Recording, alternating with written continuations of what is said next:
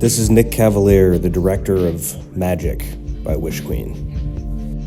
Grace and her manager Anna came to me with the idea of a turn-of-the-century magic show.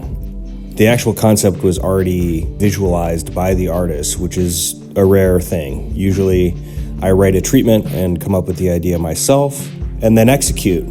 So what I tried to do was bring a way of executing it and a deeper storyline that could sort of give a deeper meaning to the lyrics and juxtaposition to the actions.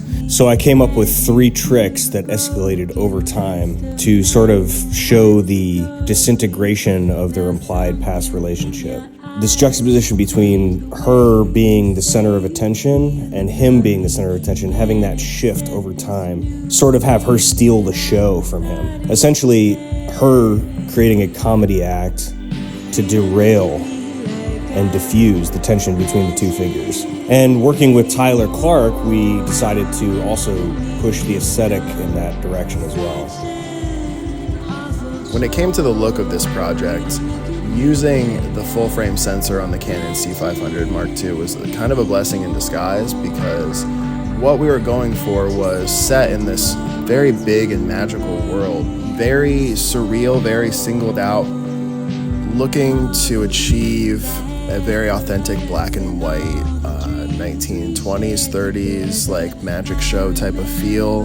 When we were looking at our constraints as far as, what we had access to, what we had the budget for, we realized that shooting actually on film, while I'm a big fan of doing so, probably wasn't going to be the best choice for this project. It would have been a little bit more limiting than it would have been a creative decision. Basing our images around putting our actors in these very closed frames and these very tight frames, and still create this absolutely beautiful background texture.